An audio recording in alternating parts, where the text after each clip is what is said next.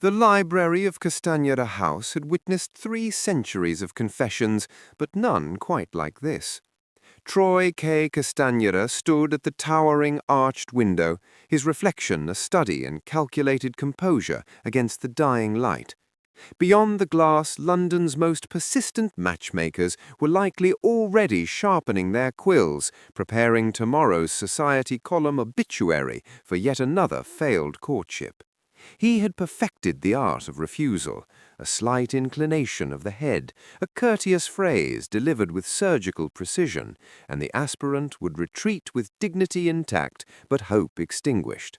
The Tun had taken to calling him the Duke of Granite, a title he wore with the same indifference he applied to everything that threatened the fortress he had constructed around his inheritance.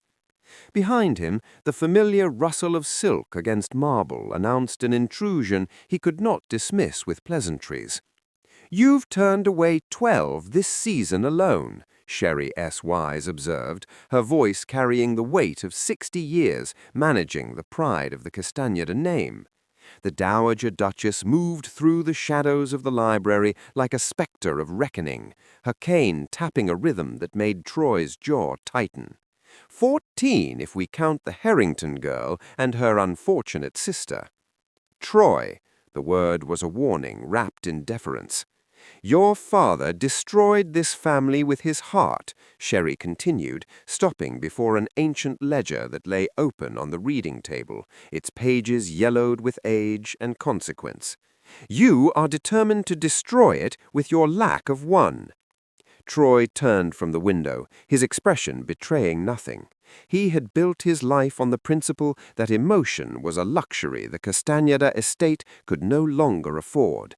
Every decision filtered through columns of profit and loss, every alliance weighed against potential liability.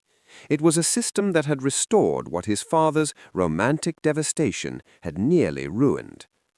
"I have protected, you have protected nothing," Sherry's interruption cut like winter wind through the library's warmth. She placed one weathered hand on the ledger, and Troy felt the first tremor of genuine unease. "A debt you cannot calculate away, one your father signed not in gold, but in blood." The word hung in the air between them, heavy with implications that no ledger could quantify. "A debt," Sherry continued, her eyes holding his with the fierce clarity that had made her the true power behind the Castaneda title for decades. "A debt that can only be repaid through a marriage you cannot refuse. And the woman who holds the contract is currently cataloguing your family's secrets in the East Wing, utterly unaware that she is about to become your bride." The silence that followed Sherry's pronouncement stretched like a taut wire, vibrating with unspoken consequences. Troy's hand moved instinctively to the window frame, fingers pressing against cold stone as if the solidity could anchor him against the vertigo of his grandmother's words. "There is no debt." His voice carried the flat certainty he reserved for closing arguments with his solicitors. "I've reviewed every ledger, every contract father signed in his final years. The estate is secured." Sherry's smile held no warmth, only the grim satisfaction of someone about to demolish a carefully constructed illusion. She moved to the massive oak desk that had served 4 generations of Castaneda dukes, producing a leather portfolio so aged the binding cracked as she opened it. "You reviewed the financial ledgers, gold and property, loans that could be quantified and repaid." Her fingers, still nimble despite their years, extracted a single sheet of parchment. "This is not that kind of debt." Troy crossed the distance between them in 3 strides, his composure fracturing just enough to reveal the calculating mind beneath. The document she placed before him bore his father's signature. That much was immediately, painfully clear. The distinctive flourish, the slight rightward slant that had marked 1,000 frivolous expenditures, but the language above it made his blood run cold. "A blood oath," he spoke the words, as if naming them might somehow diminish their power. "To Marcus Neal." signed 28 years ago when Neil provided the emergency capital that kept this house from auction. Your father swore on the Castaneda name that a debt of honor would be settled within a generation, that our house would bind itself to theirs through marriage, securing an alliance that could never be broken by mere economics. Troy's mind raced through the implications, searching for the loophole that must exist. Marcus Neil has been dead for a decade, his estate dissolved, his holdings scattered. But her daughter lives. Sherry's interruption was surgical. Lorena M. Neil, currently residing in your East Wing, where she has spent the past 3 years cataloguing the very archives that contain this agreement. An agreement that, should it remain unfulfilled, grants the Neil heir the right to claim half of the Castaneda holdings as compensation for breach of honor. The absurdity of it struck Troy like a physical blow. The woman is a glorified librarian. She can barely afford proper mourning clothes, let alone mount a legal challenge. She doesn't need to mount anything. Sherry rose, her cane tapping against the floor with finality. The contract is witnessed by 3 peers of the realm, sealed with the Castaneda crest and filed with the Crown's registry.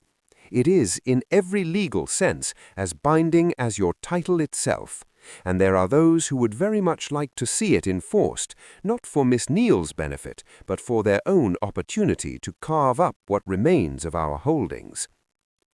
Troy turned back to the window, watching darkness claim the London skyline. Somewhere in the labyrinth of this house, in rooms he had never bothered to visit, a woman he had barely acknowledged held the key to either his salvation or his complete destruction. When? The single word contained the surrender of every principle he had built his life upon.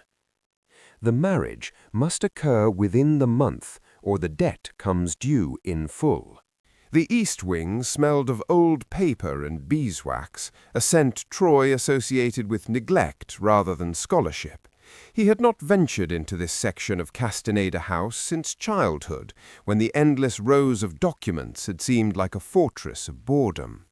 Now, each step down the narrow corridor felt like a descent into territory he should have mapped years ago. The archive room door stood ajar, lamplight spilling across the threshold in a golden wedge. Troy paused, struck by the unexpected intimacy of observing someone unaware of scrutiny. Inside, a woman sat at a mahogany table buried beneath stacks of correspondence, her dark hair pinned in a practical arrangement that suggested function over fashion. She wore a simple grey dress that marked her as neither servant nor society, existing in that peculiar middle space reserved for those who worked with their minds rather than their hands. Lorena M. Neil did not look up as he entered, though the floorboards had announced his presence clearly enough. Her pen continued its precise journey across a ledger page, recording information with the mechanical efficiency of someone who had long ago learned that interruptions were inevitable but need not be acknowledged immediately. Miss Neil, Troy's voice carried the cool formality he employed with tradesmen and solicitors. Your Grace. She completed her notation before setting down the pen, meeting his gaze with eyes that held neither deference nor defiance, only a kind of patient assessment. I wondered when you would come. The presumption in that statement rankled. My grandmother informs me we have business to discuss. Business? A ghost of something, amusement perhaps, or resignation flickered across her features. Yes, I suppose that is the appropriate term for what the Dowager Duchess revealed to you this evening. She gestured to the chair opposite, an invitation issued with the casual authority of someone entirely comfortable in her domain. Please sit. We may as well dispense with the theatrical elements of this conversation. Troy remained standing, a tactical decision meant to maintain the advantage of position. You are aware of the contract between our families. I have been aware of it since the day I arrived at Castaneda House 3 years ago. My father's copy. He made me memorize its contents before he died, though I confess I believed it to be a relic of a more romantic age. I did not imagine the Dowager Duchess would actually enforce it. She claims the alternative is the dissolution of the estate. The alternative is legal warfare that would make excellent theatre for those who profit from the misfortunes of great houses. Lorena's tone remained conversational, but her words carried the weight of careful study. Baron Whitmore holds notes on your northern properties. Lord Ashford has been quietly purchasing shares in your coal interests through proxies. They are circling your grace, waiting for any sign of vulnerability. An unfulfilled blood oath would provide exactly the opening they require. Troy's jaw tightened. The information was accurate. He recognized the pattern of his own careful monitoring. You have been spying on my affairs. I have been archiving your correspondence as contracted. She met his accusation with unnerving calm. It is not my fault that your business letters are filed alongside your personal effects. Your current liquidity stands at approximately £42,000, adequate for operations, but insufficient to weather a sustained legal challenge. Your investments in the American cotton trade are yielding diminishing returns, and you have rejected every marriage proposal this season because you view matrimony as a liability rather than an alliance. The casual recitation of facts he had shared with no one outside his inner circle felt like a violation. Yet beneath his anger, Troy recognized something more unsettling: competence. This woman had assembled a portrait of his estate's vulnerabilities with the precision of a military strategist. Then you understand, Your Grace, why this arrangement is necessary. I understand necessity, Your Grace. Lorena's expression remained neutral, but something in her eyes suggested depths he had not anticipated. The question is whether you do. The chapel at Castaneda House had witnessed 3 centuries of unions, but none so devoid of pretense as this. Rain drummed against the stained glass windows, casting fractured light across the empty pews. Troy had insisted on minimal attendance, only Sherry, the family solicitor, and 2 servants summoned to serve as witnesses. No flowers adorned the altar, no musicians waited to celebrate. The ceremony would be a legal formality, executed with the same efficiency he applied to signing shipping contracts. Lorena entered wearing a dress of deep blue that might have been elegant in another context, but here seemed merely practical. She carried no bouquet, made no performance of bridal nerves. When she took her place beside him at the altar, Troy noted the steadiness of her hands, the absence of trembling or hesitation. Whatever emotions she harbored regarding this transaction, she guarded them as carefully as he guarded his own.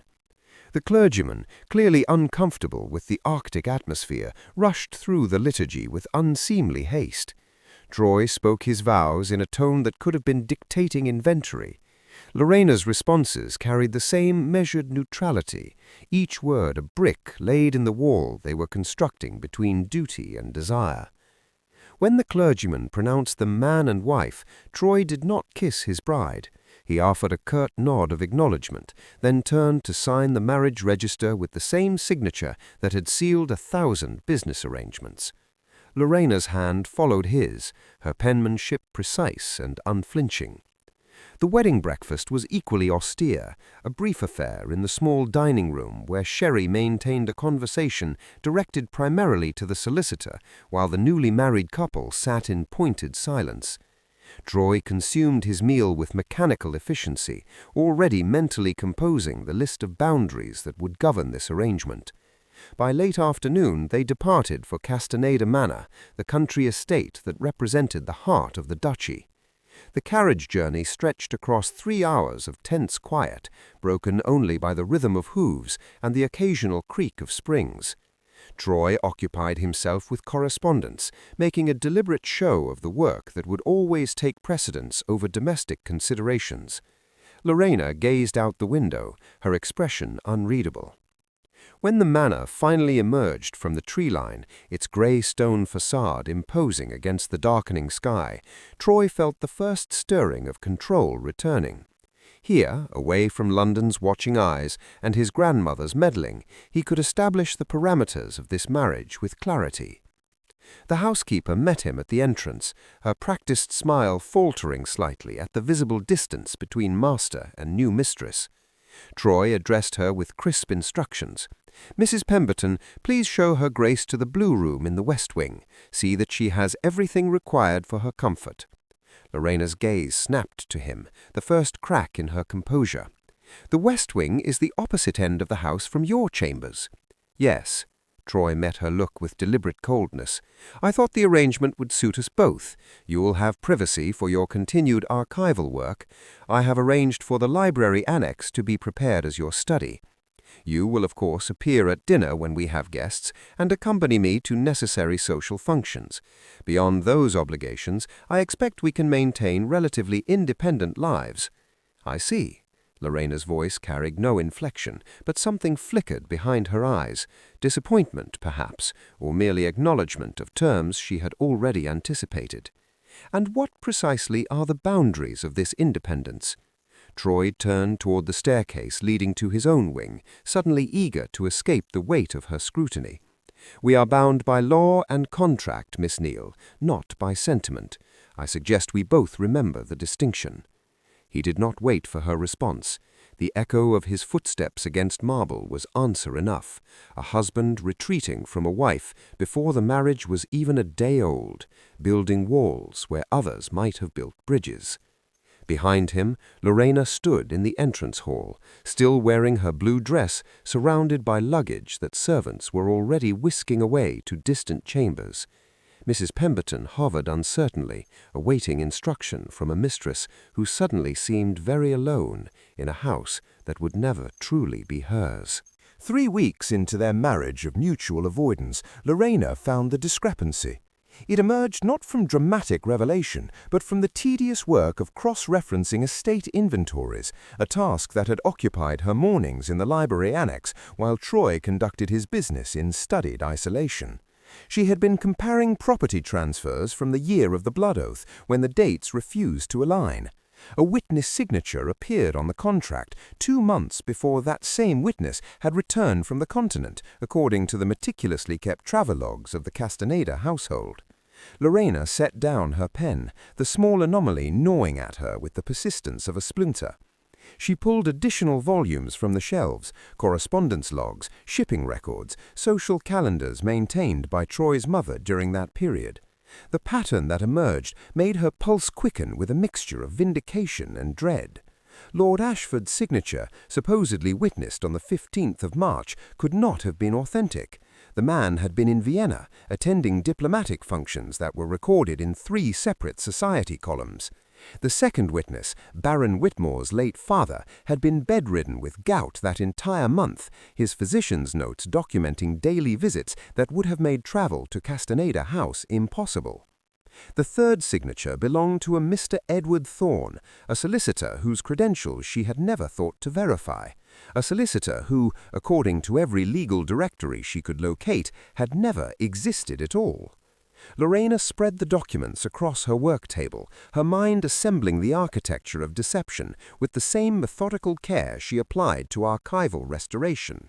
Someone had manufactured this blood debt, using Troy's father's genuine signature on what was likely a different document entirely, then constructed an elaborate framework of false witnesses to give it legal legitimacy. The question was not merely who had orchestrated this fraud, but why and how deeply the conspiracy reached into the present threat against the Castaneda holdings. She found Troy in his study as afternoony shadows lengthened across the manor grounds. He looked up from his correspondence with the familiar expression of controlled annoyance that had become his default response to their presence.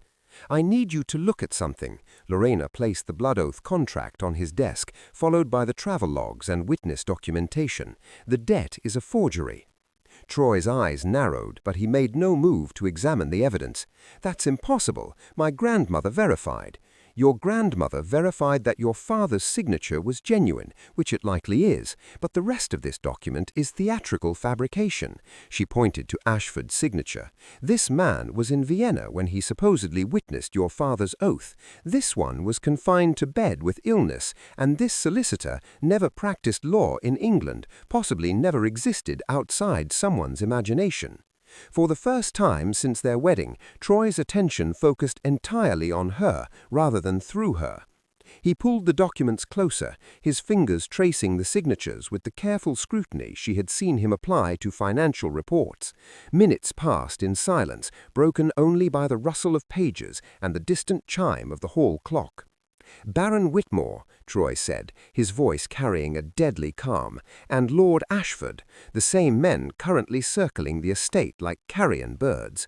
Not coincidence, Lorena met his gaze steadily. They created a debt that could never be legitimately challenged, because challenging it would require admitting your father entered a binding oath. They waited until enough time had passed that witnesses were dead or scattered, then activated the contract when you were most vulnerable to social pressure. But why enforce the marriage clause at all? Troy stood, pacing to the window with the restless energy of a mind recalculating every assumption. If they wanted to destroy the estate, why not simply demand immediate payment and force liquidation? Lorena had spent the past hour considering that exact question. Because a duchess cannot testify against her husband in legal proceedings, they needed me bound to you, unable to speak about what I might discover in these archives. They've been waiting for me to find something far more damaging than a forged contract. Troy turned from the window, and for the first time since she had known him, genuine uncertainty flickered across his features. What could be more damaging than proof the entire foundation of our marriage is fraudulent? I don't know yet, Lorena admitted, but whatever it is, they're afraid enough of it to construct an elaborate legal trap rather than simply buying you out, which means somewhere in these records is evidence worth protecting at any cost. The letter arrived on a Thursday, delivered not through the regular post, but by a private courier who departed before the footman could properly announce him. Lorena found it on her desk in the library annex, nestled between her morning correspondence with unseemly intimacy, as if the sender knew precisely where she would be and when. The paper was expensive, the handwriting elegant. No signature adorned the bottom, but the message required no attribution to convey its intent. Miss Neale, though I suppose propriety now demands I address you as Your Grace, a title that sits as awkwardly on your circumstances as borrowed finery, I write to offer you an alternative to the cold arrangement you currently endure. £10,000 transferred to an account of your choosing in exchange for copies of certain documents currently residing in the Castaneda archives. Specifically, any correspondence between the late Duke and Marcus Neale regarding property transactions in the years 1796 to 1798. Consider this compensation for services already rendered. Your diligent archival work has been noted by those who value historical accuracy. A response, should you be inclined to accept this generous offer, can be directed to the White Hart Inn, marked for Mr. Thorne. Discretion, as always, is paramount. Lorena read the letter 3 times, her analytical mind cataloguing the careful phrasing, the deliberate mention of Mr. Thorne, the non-existent solicitor whose signature graced the forged blood oath. This was not merely bribery, but a test designed to determine whether she understood the significance of what she had uncovered, and whether her loyalty could be purchased as easily as her marriage had been mandated. She should have taken it directly to Troy. The logical course was immediate disclosure, a unified front against whoever sought to exploit the cracks in their hastily constructed alliance. Instead, she found herself hesitating, the letter heavy in her hands as she considered the implications of trust given too freely. The decision was rendered moot by Troy's arrival in the library doorway, his expression carrying the thunderous quality that preceded confrontation.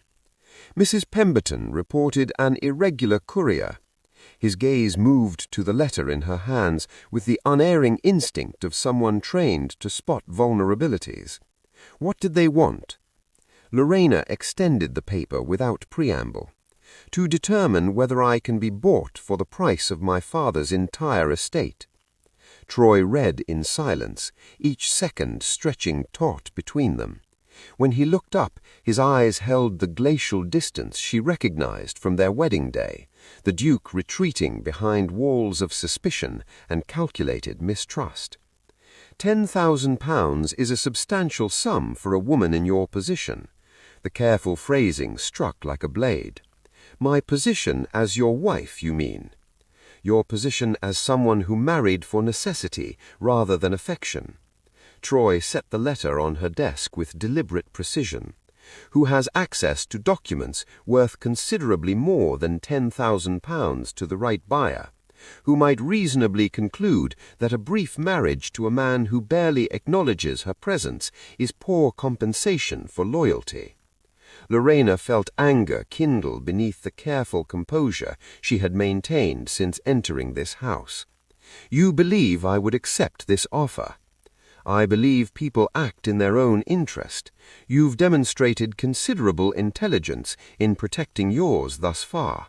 Troy's tone remained maddeningly neutral, as if discussing market fluctuations rather than accusing his wife of contemplated treason. I brought you the letter. After reading it, after considering its contents. He gestured toward the carefully broken seal. How long did you deliberate before deciding disclosure was the more profitable course? The accusation hung between them, revealing the depths of distrust that no forged contract or archival discovery could bridge. Troy saw her as his father had seen everyone, as a potential vector for betrayal, a weakness to be monitored and contained. The marriage had bound them legally, but not fundamentally, and this letter had merely exposed the fault lines that had existed from the beginning. Lorena stood, gathering the scattered documents on her desk with hands that trembled only slightly. I considered it for approximately 30 seconds, Your Grace, long enough to appreciate the irony that whoever sent this understands me better than you do. They knew I would reject it. This wasn't a genuine offer. It was an attempt to create exactly the suspicion currently poisoning this room. She moved toward the door, then paused. The correspondence they requested dates from the years before your father signed the blood oath. They're not seeking evidence of the forgery. They're searching for whatever triggered the need to trap us in this marriage in the first place. I suggest you decide whether you want a partner in uncovering that truth, or merely a suspect to interrogate. Troy remained by her desk, the letter still in his hand, as Lorena left him alone with his suspicions and the growing certainty that he had just made a catastrophic miscalculation. The package arrived 4 days after the bribery attempt, addressed to Lorena in a hand Troy did not recognize. He encountered it by accident, or perhaps not accident at all, given that Mrs. Pemberton had developed the unfortunate habit of leaving questionable deliveries in the main hall, where they could not escape notice. Troy stood over the parcel, still sealed, while the rational portion of his mind insisted he simply ask Lorena about its origins. The other portion, the part shaped by watching his father's romantic entanglements destroy generations of careful stewardship, demanded immediate investigation. He carried it to his study and broke the seal with hands steadier than his conscience. Inside, wrapped in protective cloth, was a ledger, not an archival document from the Castaneda collection, but something more recent, its leather binding bearing the embossed crest of a banking house in Edinburgh. Troy opened it to find columns of transactions dated within the past 6 months, tracking deposits and withdrawals from an account he did not recognize. The account holder's name appeared on the inside cover, in neat script, L.M. Castaneda. His wife had established a private account. That alone might have been innocent. Many women of means maintain personal finances separate from their husband's holdings. But the deposits told a different story. Regular sums, each precisely £500, transferred on the 1st of every month since their marriage. The source notation remained deliberately vague, consulting services rendered. Troy's hands tightened on the ledger as he traced the pattern of payments. £500 monthly, £6,000 annually, enough to establish genuine independence, to fund a separate life, to compensate someone providing regular intelligence about the Castaneda estate to interested parties. The bribery attempt had been refused, but perhaps only because Lorena had already secured better terms. He found additional correspondence tucked between the ledger pages, letters discussing continued cooperation and mutual benefit, signed only with initials, W.A., the same initials as Lord Whitmore Ashford, one of the men they had identified as architects of the forged blood oath. Troy sat at his desk as afternoon light faded to evening, the evidence arranged before him like pieces of a puzzle that formed a picture he had desperately wanted to avoid seeing. His wife, the woman who had access to every secret the Castaneda archives contained, was in regular paid contact with the very people seeking to destroy his estate. The confrontation, when it came, was inevitable. He found Lorena in the library annex, surrounded by documents as always, her concentration so complete she did not hear his approach until he placed the ledger on her work table with enough force to scatter her careful arrangements. "Explain this." Lorena looked from the ledger to his face, and Troy watched comprehension dawn with gratifying speed. "Where did you get that?" "A package arrived in your name. I opened it." "You opened my private correspondence." Her voice carried dangerous quiet. "Correspondence from Lord Ashford, apparently. Monthly payments for consulting services." Troy heard his tone ascending towards territory he rarely visited, raw anger untempered by calculation. "Tell me, do these services include reporting on which documents I've examined, which investments I'm considering, how best to time a legal strike when I'm most vulnerable?" Lorena stood slowly. Her movements carried the careful control of someone managing fury through sheer will. "You opened my private banking records and immediately assumed the worst possible interpretation. What other interpretation exists? You've been receiving regular payments from a man we identified as our enemy, the same man who forged the blood oath that forced this marriage." Troy gestured at the ledger with barely contained violence. "Did you know about the forgery from the beginning? Was discovering it part of the performance, meant to secure my trust before you continued feeding him information?" "Those payments," Lorena said, each word precisely enunciated, "are royalties from the historical publication I've been compiling on Regency-era estate management. Lord Ashford's publishing house is distributing it. The contract was signed 6 months before our marriage, before I had any idea the blood oath existed."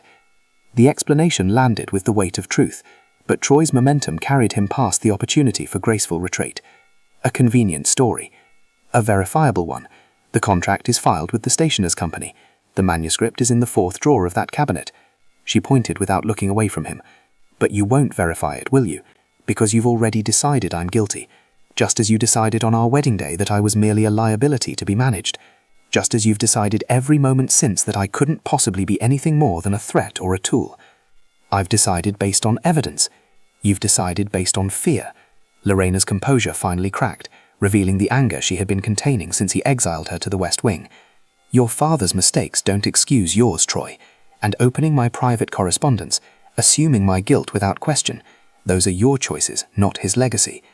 She gathered the scattered documents from her desk, her movements sharp with controlled rage. "The manuscript is yours to examine, the publishing contract as well.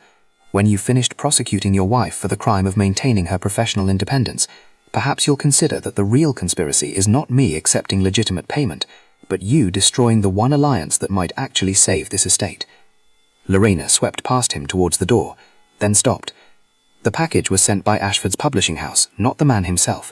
But you didn't bother to check the sender before breaking the seal, did you? Too busy confirming what you already believed." The door closed behind her with deliberate gentleness, a courtesy more cutting than any slam could have been. Troy stood alone among the archives, the ledger still open before him, and reached for the cabinet he had indicated. Inside the 4th drawer, precisely where she claimed, lay a manuscript titled "The Economic Architecture of Landed Estates, a Study in Strategic Stewardship." The author's name on the title page read Lorena M. Neal. Not Castaneda. Neal. A work begun before their marriage, before the blood oath resurfaced, before he had ever truly acknowledged her existence. He had just accused his wife of treason, for the sin of being competent enough to sell her scholarship. Troy did not apologize. Apologies required acknowledging error, and he had convinced himself that caution, however misapplied, was justified given the circumstances. Instead, he made what he believed to be a rational decision. Distance would protect them both while he unraveled the conspiracy without the complication of domestic discord. The cottage at Thornfield, the northernmost edge of the Castaneda holdings, had been his mother's retreat in better times, remote enough to discourage visitors, comfortable enough to avoid accusations of cruelty. He presented the arrangement to Lorena as a temporary measure for her safety. "The estate's enemies know you're investigating the archives," he explained in the cold formality of his study, unable to meet her eyes directly. "Removing you from the manor removes their primary target. Mrs. Pemberton will accompany you, along with sufficient staff for your comfort." Lorena stood before his desk with the stillness of someone who had already retreated beyond the reach of further injury. "And how long does my safety require this exile?" "Until I've resolved the matter of the forged debt and identified everyone involved in the conspiracy." "I see." She turned toward the door, then paused. "The estate ledgers for 1797 are filed incorrectly in the blue cabinet, third shelf. The tenant agreements for the southern farms renew in 3 weeks and require your signature. Your coal investment quarterly reports are due to shareholders by month's end, and the calculations in the draft contain an error in the depreciation column that will cost you approximately £2,000 if submitted uncorrected." Troy looked up sharply. "I didn't ask." "No, you never ask. You simply assume the machinery operates because you will it to." Lorena's voice carried no heat, only the flat exhaustion of someone abandoning a futile effort. "Good luck discovering how many other errors you haven't noticed while I've been quietly correcting them." She departed the following morning, in a carriage laden with her personal effects and a small selection of books. Troy watched from his study window, telling himself the tightness in his chest was relief at the simplification of a complicated situation. The first week passed without incident. Troy threw himself into the investigation with renewed focus, tracing the financial connections between Ashford and Whitmore through layers of shell companies and proxy investments. He worked late into each night, finding a grim satisfaction in the solitary pursuit of truth. The second week revealed cracks. His solicitor arrived with the coal investment reports, confusion evident in his expression. "Your Grace, these figures don't reconcile with the previous quarter's projections. There appears to be a systematic discrepancy in the accounting method." "I'll review them," Troy interrupted, taking the documents with confidence he did not entirely feel. By the third week, the cracks had become fissures. The southern tenant agreements, which he had assumed were routine renewals, contained subtle changes in water rights that would have cost the estate dearly had he not caught them during a midnight review. The house on Troy reached Thornfield to find Thornia already departed, the cottage stripped of her belongings with surgical efficiency. Mrs. Pemberton met him at the door with the brittle satisfaction of a woman who had been proven correct. "She left yesterday morning, Your Grace, against my strongest advice given her weakened state." The housekeeper's reproach hung unspoken but unmistakable. "Said she had discovered something in the documents she brought with her that required immediate return to the manor archives." Troy rode back through gathering storm clouds, pushing his horse harder than wisdom allowed, arriving at Castaneda Manor just as dusk surrendered to darkness. The house blazed with unwelcome light, every window illuminated as if for a grand occasion. Carriages crowded the drive, their crests identifying them before he could read the insignia in the gloom. Lord Ashford, Baron Whitmore, and a third carriage bearing the royal seal of the Chancery Court. He entered through the main hall to find organized chaos. His solicitor stood pale and stammering before 3 stern-faced men in legal robes, while Ashford and Whitmore watched the proceedings with barely concealed triumph. Servants hovered in doorways, uncertain whether to intervene or retreat. "Your Grace," Ashford's greeting dripped false cordiality. "How fortuitous. We were just explaining to your household that the blood debt has come due. 28 years of accumulated interest on an unfulfilled oath amounts to rather more than your current liquidity can satisfy." The marriage fulfilled the oath. Troy's voice carried deadly calm, even as his mind raced through legal defenses, finding each one inadequate against the prepared assault. "A marriage to satisfy honor requires consummation and cohabitation," Whitmore interjected smoothly. "Your household staff has been most forthcoming about the separate wings, the distinct living arrangements. The Chancery Court finds such circumstances insufficient to discharge a blood oath requiring true alliance between houses." The trap's architecture revealed itself with crystalline clarity. They had manufactured a debt, then ensured the marriage meant to satisfy it could be challenged on grounds of authenticity. Either Troy admitted the marriage was genuine and submitted to questions about its unconsummated state, or he acknowledged it as the contractual arrangement it was and faced immediate foreclosure. "The library," Lorena's voice cut through the legal maneuvering from the top of the stairs. She descended slowly, one hand on the banister for support, her pallor evident even in the gaslight. "Gentlemen, if you're here to seize the Castaneda estate, you'll need to conduct your inventory beginning with the archives. I believe legal precedent requires verification of all claims against documented evidence." Ashford's expression tightened. "The archives are hardly relevant to a straightforward matter of debt collection." On the contrary, Lorena reached the main floor and moved toward the library with determination that belied her obvious exhaustion. "I've discovered something rather remarkable about the original claim. Your Grace, if you would accompany me, and perhaps these gentlemen from Chancery Court should witness what I'm about to present." Troy followed her into the library, the legal entourage trailing with varying degrees of curiosity and suspicion. Lorena moved toward the massive oak table where she had arranged a display that must have taken hours to prepare, original documents laid out in chronological order, each one marked with dated annotations in her precise hand. "The blood oath you're attempting to enforce," she began, her voice steady despite the tremor in her hands, as she indicated the familiar parchment, "was indeed signed by the late Duke of Castaneda. However, I discovered an interesting discrepancy while reviewing his personal correspondence at Thornfield." She produced a letter, the paper yellowed but the ink still legible. "This was written by Marcus Neal to the Duke 3 months after the supposed oath was sworn. In it, Neal explicitly releases the Castaneda family from any matrimonial obligation, citing changed circumstances and expressing gratitude for financial assistance already rendered." "A private letter holds no legal weight," Whitmore objected, but uncertainty had crept into his tone. "You're correct, which is why I continued searching." Lorena pulled forward another document, this one bearing official seals. "This is the codicil to Marcus Neal's will, filed with his solicitor but never properly transferred to the estate records after his death. It explicitly nullifies the blood oath, stating that the debt was satisfied in full through the Duke's provision of emergency capital and subsequent business partnership." Troy stared at the document, recognizing his father's countersignature alongside Neal's. "How did you find this?" "Your mother's correspondence at Thornfield mentioned that Neal had visited the cottage shortly before his death, bringing papers for her review. I found them in a concealed compartment in her writing desk, documents she must have hidden for reasons we'll never know, but which prove conclusively that the debt you've been manipulating never existed, beyond its initial satisfaction." She turned to the Chancery officials. "The forged contract these gentlemen have been enforcing references an oath that was legally nullified 27 years ago, which means their claim to the Castaneda estate is not simply questionable, it's fraudulent." The silence that followed carried the weight of reversal. Ashford's face had gone rigid, while Whitmore appeared to be calculating the speed at which he might reach the door. The Chancery officials examined the codicil with professional scrutiny, their expressions shifting from skepticism to grim certainty.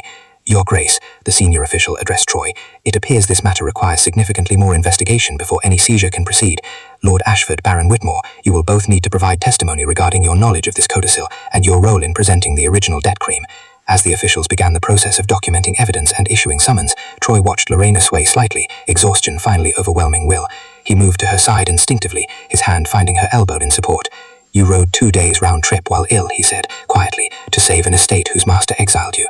"I rode to save the legacy your father tried to preserve," Lorena corrected, her voice barely above a whisper. "The one you've been too afraid to trust anyone else to help protect." She was right, about everything, and as Ashford and Whitmore were escorted from his house in disgrace, Troy finally understood what the blood oath had truly been about. Not debt, but the alliance his father had recognized as essential, the partnership Troy had spent a lifetime refusing to acknowledge he needed. The legal aftermath consumed 3 weeks, depositions, countersuits, the methodical dismantling of Ashford and Whitmore's conspiracy before the scrutiny of Chancery Court. Troy attended every proceeding, Lorena at his side, presenting a united front that was no longer performance, but genuine partnership forged in the crucible of shared adversary. The verdict, when it came, was comprehensive. The forged blood oath declared void, the fraudulent claim dismissed with prejudice, and both conspirators facing criminal prosecution for attempted theft through legal manipulation. The Castaneda estate emerged not merely intact, but strengthened, its holdings secured by documentation Lorena had meticulously catalogued and Troy had learned to trust without question. But the true reckoning occurred not in courtrooms, but in the quiet morning after their return to the manor, when the house had finally emptied of solicitors and officials, leaving only the two of them in the library where everything had begun. Troy found Lorena at the arched window where he had once stood in solitary defiance, watching dawn break over grounds that would remain Castaneda land for another generation. She wore a simple morning dress, her hair loose in a way he had never seen during their months of formal distance. The intimacy of the moment struck him with unexpected force. "I owe you an apology," he said, the words inadequate but necessary. Several, actually. For the wedding that was barely a ceremony, for the exile to separate wings and distant cottages, for opening your correspondence and assuming betrayal when you had given me no cause." Lorena turned from the window, and he saw in her expression something he had not earned but desperately hoped for. Not forgiveness precisely, but the possibility of it. "You owe me honesty more than apology. Tell me why you treated this marriage as an invasion rather than an alliance." Troy moved to the desk, his hand resting on the surface where contracts and ledgers had seemed more trustworthy than human connection. "My father destroyed this estate piece by piece, trading ancestral holdings for the affections of women who valued his title more than his character. I watched him confuse transaction with devotion until there was nothing left but debt and humiliation." He met her gaze directly. "I swore I would never mistake sentiment for security, that I would trust only what could be quantified and controlled. And I was the variable you couldn't calculate." There was no accusation in her tone, only understanding tinged with sadness. "You were the reminder that some things, the most essential things, exist beyond ledgers and contracts." Troy crossed to where she stood, maintaining the careful distance that had defined their marriage. "You saw value in this legacy not as property to be preserved, but as history worth honoring. You worked to protect it when I gave you every reason to walk away. And when I exiled you, you returned not for my sake but for the estate's." "I returned for both," Lorena corrected quietly. "Because somewhere between the archival work and the conspiracy, I stopped seeing the Duke of Castaneda and started seeing Troy, a man so afraid of repeating his father's mistakes that he was making entirely new ones." The truth of it settled between them like a bridge finally completed. Troy had spent years building walls where his father had built none, mistaking isolation for strength. But Lorena had slipped past his defenses not through siege, but through patient demonstration that partnership was not the weakness he feared, but the foundation he lacked. "I would like," he said carefully, each word weighted with intention, "to begin this marriage again, not as a contract or an obligation, but as what it should have been from the start." "And what is that?" "An alliance between equals, a partnership where trust is given rather than withheld, a marriage where separate wings are an architectural detail, not a philosophy." He extended his hand, the gesture formal but the meaning profound. "If you're willing to give me the opportunity I failed to offer you at our wedding." Lorena looked at his outstretched hand, and for a moment Troy feared she would refuse, that the damage he had inflicted through suspicion and distance was irreparable. Then she placed her hand in his, her fingers warm against his palm. "I'll accept on one condition," she said, "that you stop treating the people who care about this estate, about you, as potential liabilities. Your father's weakness wasn't his heart, it was his inability to distinguish genuine partnership from exploitation. You have the opposite problem. Then teach me the distinction." Troy drew her closer, closing the physical distance that had mirrored their emotional separation. "That's not something I can teach," Lorena replied, but her free hand rose to rest against his chest, over the heart he had kept so carefully guarded. "It's something we'll have to learn together." The morning light strengthened through the library windows, illuminating shelves of family history and the two people who would write its next chapter. The blood debt was settled, the conspiracy defeated, the estate secured. But the true legacy, the one Troy's father had tried to forge and Troy had nearly destroyed, was just beginning. He kissed her then, not with the performative obligation of their wedding, but with the genuine intention of a man finally understanding what it meant to build something lasting. Lorena responded with equal measures of tenderness and reservation, a woman who had been hurt but was willing to risk hoping again. When they finally drew apart, Troy kept her hand in his. "No more separate wings?" "No more separate anything," Lorena agreed. "We face whatever comes next as actual partners." That was always what the blood oath was meant to create, not a transaction, but a true alliance. In the quiet morning light of the Castaneda Library, surrounded by the documented history of a family that had survived centuries through adaptation rather than rigidity, Troy and Lorena began the most important work of their marriage, learning to trust not just in ledgers and archives, but in each other. The estate would endure, but more importantly, so would they.